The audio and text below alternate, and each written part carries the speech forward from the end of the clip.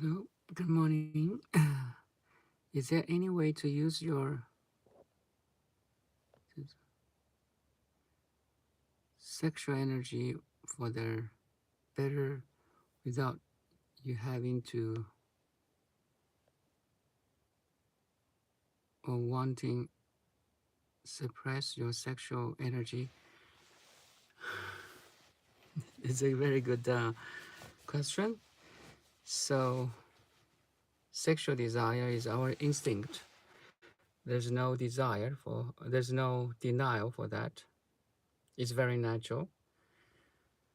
It's unnatural if you don't have any sexual desire. So sexual energy is one manifestation of the desire, right? Actually, there's lots of traditions that you should,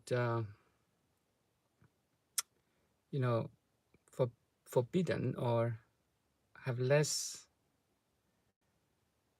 sexual desires. Um, I would say actually the worldly couples, like couples in the world, is a good one. Just you can fall in love with somebody and have sexual life, family life with your partner. So it's not how to say contradiction to the awakening. There's no conflicting here. Awakening does not mean the sages don't have a sexual life or sexual energy. Actually, if you really, you know, that's how we survive, right? Without our parents, without the sexual desires or energy from our parents, we're not here.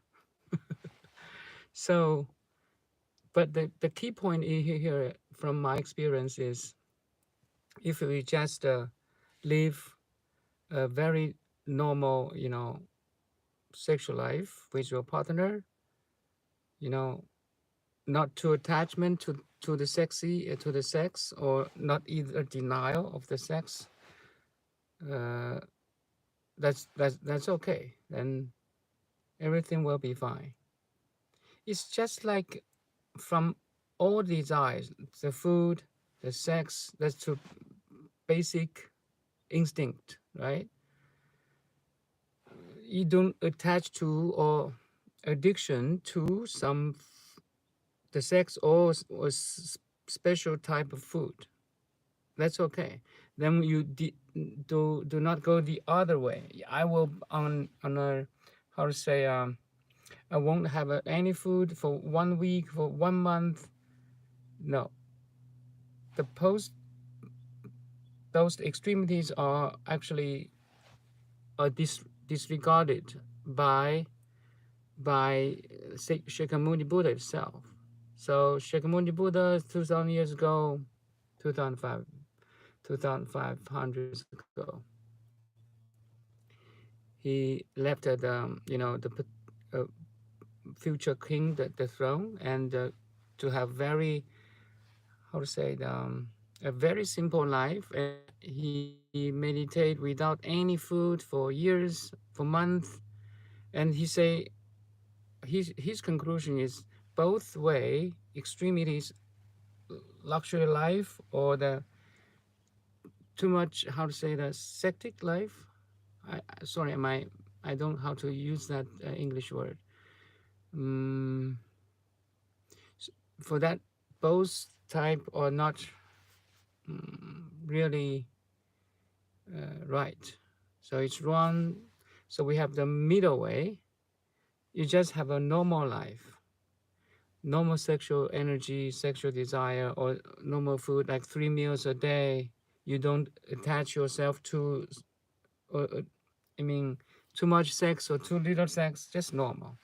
And it's not, so my key uh, notes here is it has nothing to do with your awakening. Trust me. It's all our conditioned mind to tell us to do or not to do.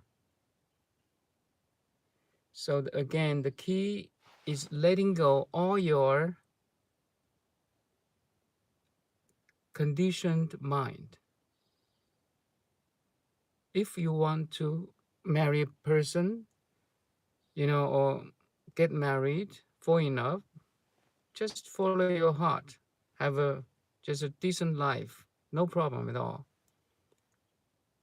And it's nothing to do with awakening actually. Awakening means you have like me. I have a family. I have 3 kids. I have a beautiful wife. I have sexual life. It's nothing to do with awakening. I give you a very extreme case, okay? Even in the monk, there's awakened monks, okay, masters. They will go to like a house uh, with prostitutes. They want to try they want to have a final test on the basic instinct, you know, how the desire manifested in front of beautiful ladies, especially, could be a boy or a gentleman. But he will sit there, enjoy, and see how he respond. I'm talking about extreme cases about awakened monks, Chinese, you know, masters. And the worldly eyes will say, worldly people, oh, he's awakened guy. Why he went to such a place to, it's not easy to be understood by worldly eyes, worldly people. Anyway, everybody is different, but only once you realize that you are just a pure being, your body mind just manifested in this world, follow the laws of the world, like sexual desires, like the desires for food, it's okay. But you can see them through. There's no deny of life. There's no deny of experience. You see,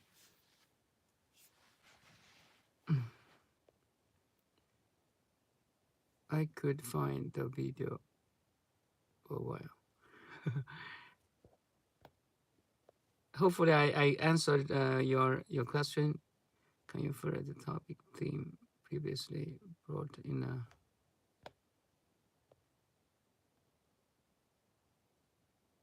disidentified for example in meditation, disidentifying with thoughts of past that come up. Kristen, thank you for your question. Disidentify. Yes, the thoughts, the repetitive chatterings in our mind is really influential, influence our behavior, influence our feelings and emotions from moment to moment, actually. Especially the negative one is very sticky. The negative thoughts are very sticky to the mind. It's very hard, especially the negative one.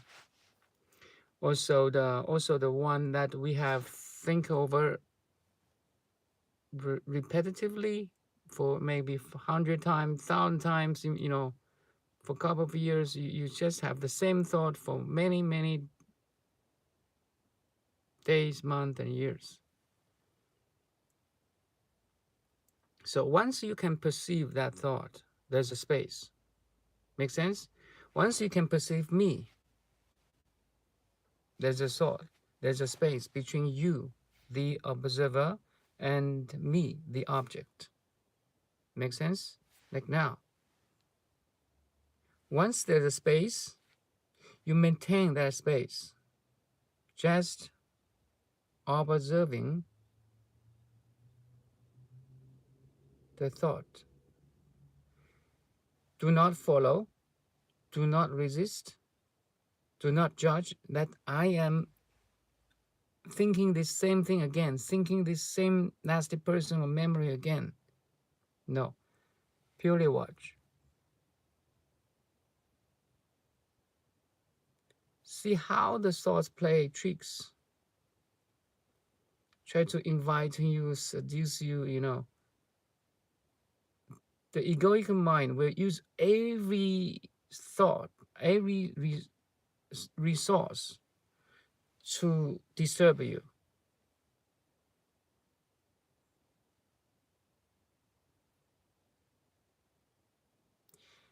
The pure awareness, again, I try to use that analogy. You are the conscious mirror, okay? Your conscious mirror, four-dimensional. If a mirror in your hand or in your room, take a mirror now. Try to look at the reflection in the mirror of yourself.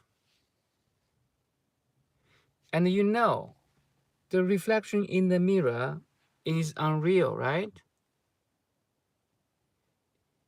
Any reflection in the mirror have no power influencing the mirror itself.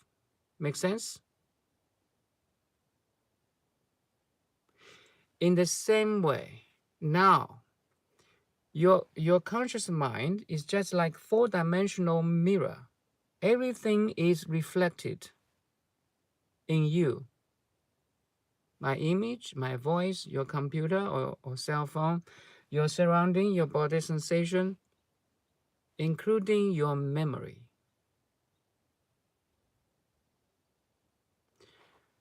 All these contents are reflections in your mind, or let's say the four-dimensional conscious mirror, and they have no power over you, the pure being itself. Trust me. That knowledge should be firmly established.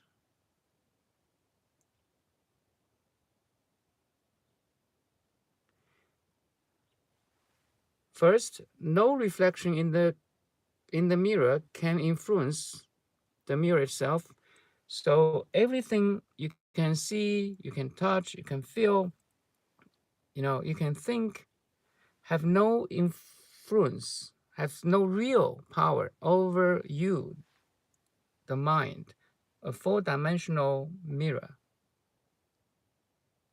That knowledge, the first knowledge, okay? And second knowledge, every reflection is in your mind is unreal.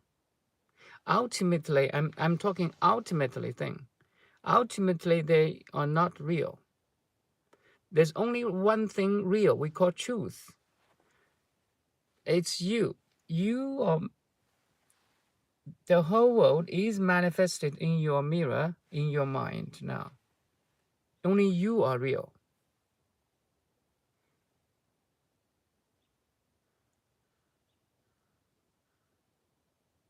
That's the second point of the analogy of conscious mirror. First, no reflection, no image sound can really influence, damage the mirror itself. Second, they are not real. Only you are real. Or you can say, more practical way, you can say they are not permanent. You are permanent. Everything you can gather from six senses are coming and going. Only you, the mind, are permanent. We call immortal or holy. Okay, you, the true being, are holy and whole.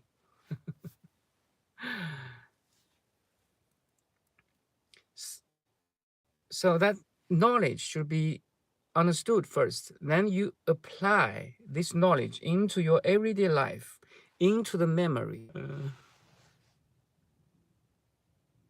The connection is not so good. I'm so sorry.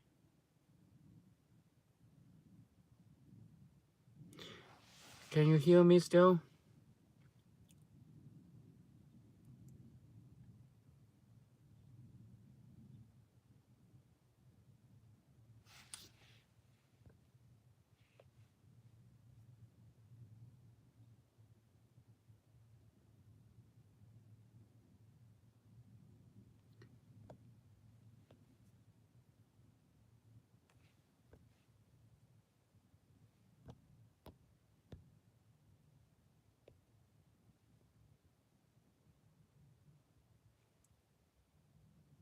Thank you. I came from a culture where sex is dark and most people, sorry,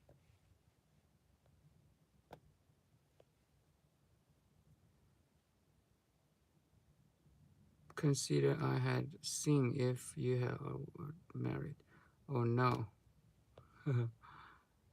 So most people in many countries have thought patterns of suppressing their desires. No,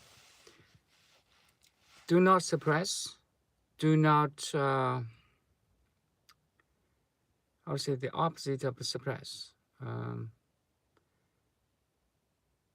Squander. How to say squander, right? In the middle way. If you Google the middle way of the Buddhism, they will tell you just follow your heart. All the traditions that we can marry, find a beloved one for enough, get married, have a family. There's no confliction with this with awakening. That actually my awakening happens in my family. So I 8 years ago I had a huge cry when I wash dishes. It's very weird, very special experience. I can share my experience with you. I had this huge cry when I washing dishes. Why? I immigrate from China. I have a very good life there. I have a good job. But for the first 2 or 3 years of immigration is so hard. Uh, it's the language, the environment. You have changed your job. You have adapt this to the society. And I have 2 kids. I have to feed them, raise them. Also, I have to study and work. My wife, same thing. So I'm washing my dishes, and my kids are talking or crying, and I have to clean the room, do all the trivial things of life. And instant at that time, why I doing this? I'm kind of why I'm here. Why as a human being I'm experiencing all these trivial things. I'm suffering. Why I give up all the good life there, and why move to Canada? Why am we washing dishes now? Because in in China we have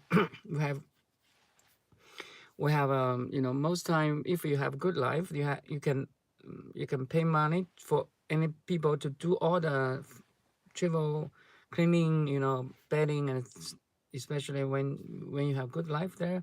So I very little do this thing, but I wash dishes. Wow! But instantly I thought, I've my parents have done this for me 18 years, at least 18 years. Like, and I just washed these dishes for a couple of times, and I'm complaining. So in that way, in this activity of family, I realize, oh wow, actually I take everything for granted. My parents have done this for me for many, many years. I don't get it. So at that time, I have a huge cry, appreciations for my parents. What they have done for me is unconditioned love. So right in that activity, I kind of sense a sort of unconditional love from my parents. Now I'm just doing the same thing as a parent to my kids. also the dynamics in my family. I realized that I so from this point I realized I took everything for granted. Sunlight, raindrops, forest, ocean, the air, the food, the tape, everything I took for granted. It should be here. It should be serve me like that. No, wrong. So more appreciation. Oh, thank you, trees, to give me oxygen. Thank you, sunlight, to travel in the space for 8 minutes. 8 minutes to caress me. So thank you, my hands. Thank you, my hands, and do things. Thank you for my mouth. I can speak. Thank you, my mind. I can talk. Thank you, my body. I can exercise. I try to thank everything. From that point, boom, it's like a small bang, a big bang, boom. Then I try to meditate more, to read sutras more, to involve in the lives more. There's no delay of life to awaken, right? There's no the food and sex are two basic instincts to make us survive. How can you deny the end product of millions years of evolution? No way. That's against the Tao. We say we should follow the Tao. Now you suppress your desire. It's against the Tao. But I'm not encouraging to squander your desires. You have plenty, girlfriends or boyfriends. You just, no. That's the opposite of the suppressing too. We sometimes lost in this luxury life, material life. Cannot find the inner peace and the inner calm. That's especially in the North America, where people have, generally speaking, more rich life. We're so easy to lost, in the materials, the pleasures. No, that's not not good either.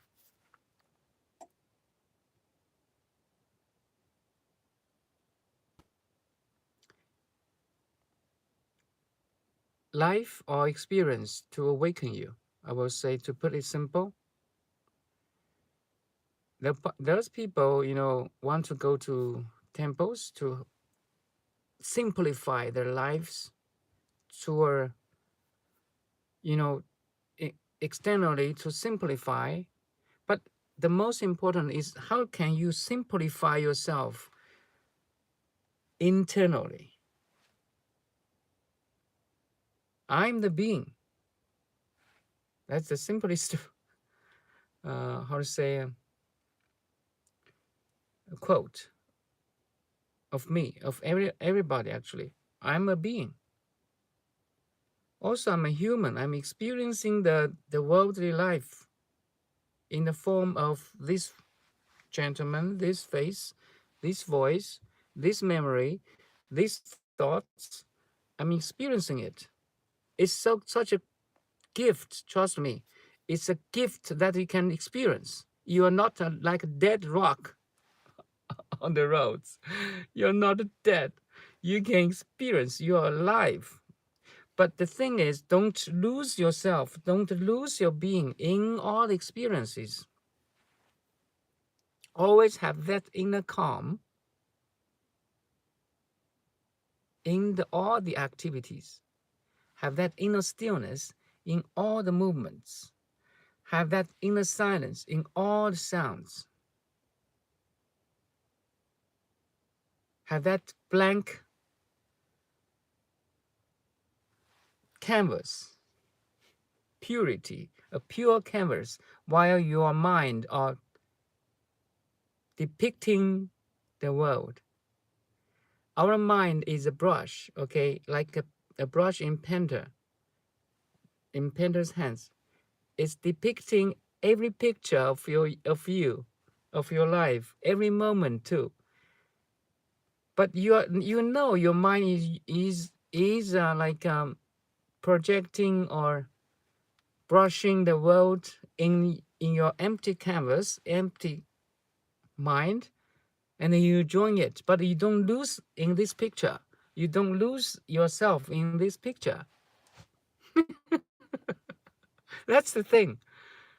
Your internal, immortal, permanent being enjoy a temporary moment of experience in a form of, a human form, big or small, fat or thin, that doesn't matter at all, old or young, and in a specific name. I'm Dong, so this is my name, this is my form, and you too, everybody too. You don't lose yourself, your true being, the ultimate truth is manifested in your body mind. You will appreciate. Or will say, oh, I'm so grateful that I can listen, I can talk, I can act. And all this listening, action, and talking just don't influence my true being or true self. No suppression of desires, but manifest your desire in the proper way.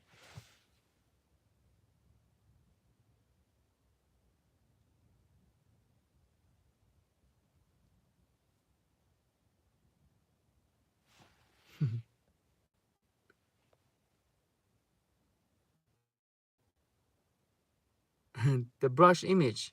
So actually in Zen Buddhism, Miss Zen, there's a saying. So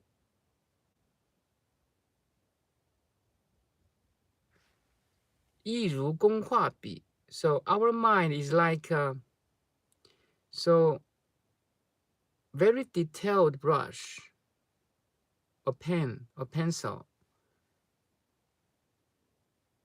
drawing a world, rendering, I will say rendering a world right in front of you right now through six senses. So advanced level of chip. I mean CHIP in your brain, okay? This thing is huge. There's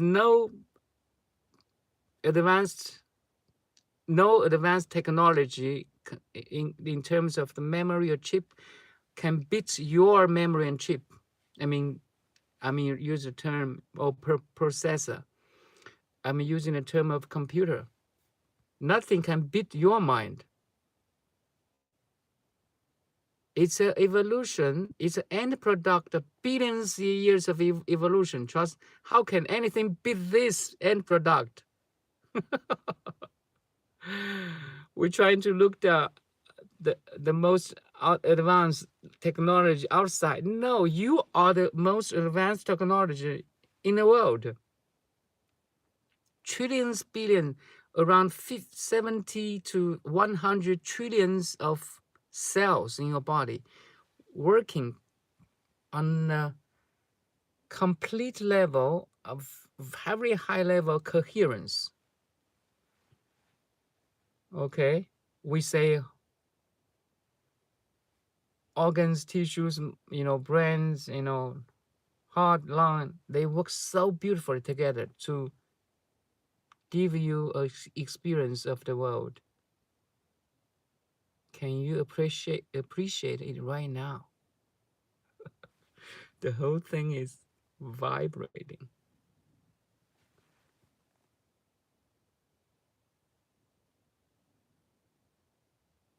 Look at the tree. Look at leaves. How beautiful they are. First, the tree itself is a one in all and all in one. While you, as a pure being with the equipment of a human mind, can understand the beauty of a tree. It's like the tree is elevated because it's so beautiful in the eyes of you, but you are also all in one and one in all. It's like the ocean. There's two drops of ocean. The tree is one drop, and you are another drop. The drop, the two drops is quite kind to hug each other, appreciating each other's beauty. Actually, it's not two drops. It's just one ocean hugging each other through different layman's forms. It's so beautiful. Everything you can see is you're hugging it. Everything you can listen, you're hugging it. A beautiful music, notes, you're hugging it by your mind, by your heart, by your being. Everything you can touch, you're hugging it. And the food, a delicious food, is so beautiful. As a human being, we have this ultimate understanding. Voila! We are standing at the tip of the cosmos, enjoying every layers of the manifestation of the cosmos.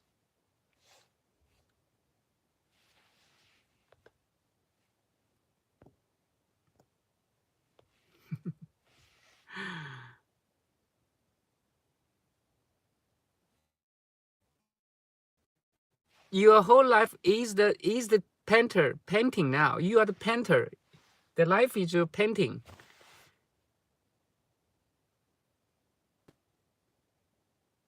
And it's a four-dimensional paintings or movie, let's call it. It's crazy. If you really understand who you are, wow, you're in heaven. You're enjoying every moment. Wow, everything you can see. Wow, wow, crazy.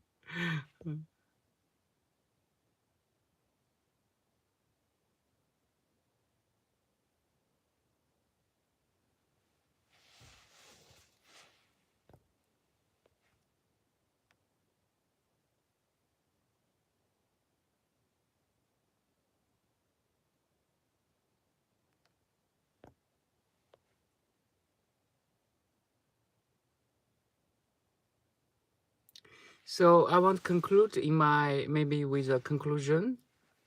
You are a true being. You are a conscious mirror. Everything you can experience is reflections, all reflections in your mind or conscious mirror. They don't have any power over you or influence you. That's why we say in Buddha's teaching, empty.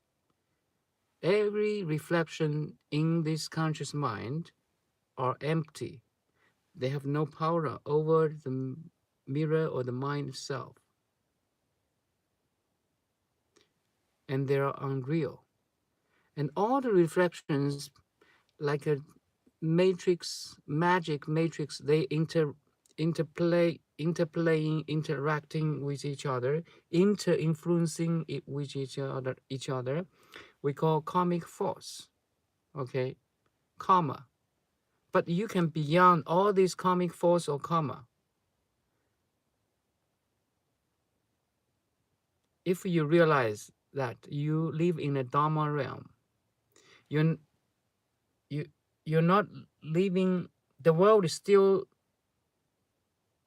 in you, but you have more, you transcend the world to a Dharma realm, to a pure land,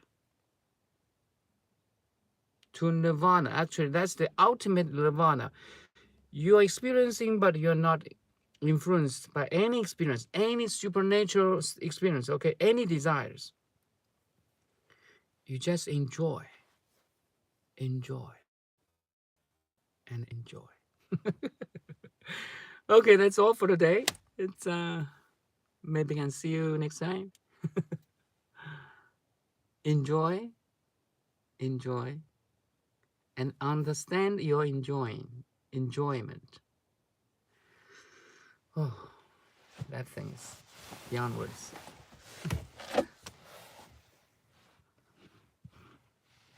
Thank you.